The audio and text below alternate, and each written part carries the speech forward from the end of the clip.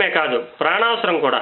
అన్ని వర్గాల ప్రజలు వయసుతో సంబంధం లేకుండా తమ ఆరోగ్య సంరక్షణకు పాలను సేవించడం అనేది సంప్రదాయంగా అనుచానంగా వస్తుంది. అయితే ఈ పాలే కేంద్రకంగా ఇప్పుడు రాష్ట్ర రాజకీయాలు నడవడము, అధికార విపక్షాలు హెరిటేజ్ పాలను కేంద్రంగా చేసుకుంటూ విమర్శలు గుప్పించుకోవడం అనేది ఇప్పుడు ఒక సంచలనాత్మకమైనటువంటి అంశంగా మారుతూ ఉంది.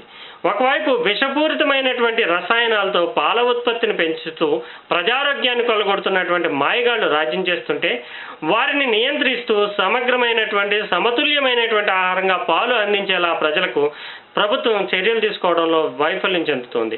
దానిని పక్కన పెట్టి హెరిటేజ్ కేంద్రంగా విపక్షాలు, అధికార పక్షం ఒక రోజంతా కూడా అసెంబ్లీలో చర్చలు నడుపుతూ పరస్పర విమర్శలతో దుమ్మెత్తిపోసుకున్నాయి. ఇది ఎంతవరకు సహేతుకమైనది ఇప్పుడు మనకి ఎదురవుతున్నటువంటి ప్రశ్న.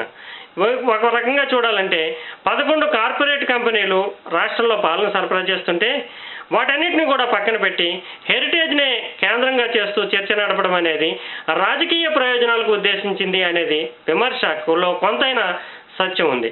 అయితే ఇప్పటికైనా సరే ప్రభుత్వం తమ బాధ్యతను చిత్తశుద్ధితో నిరూపించుకోవాలంటే, అది హెరిటేజ్ కంపెనీ కావచ్చు, మరేదైనా కార్పొరేట్ కంపెనీ కావచ్చు, ప్రజలకు సమతుల్యమైనటువంటి స్వచ్ఛమైనటువంటి పాలు అందేలా చర్యలు తీసుకోవడం ద్వారా తమ నిజాయితీని నిరూపించుకోవాల్సినటువంటి అవసరం ఎంతైనా ఉంది. ఆ దిశలో చర్యలు తీసుకున్నప్పుడు మాత్రమే తన చిత్తశుద్ధిని సర్కారు చాటుకున్నట్లు అవుతుంది.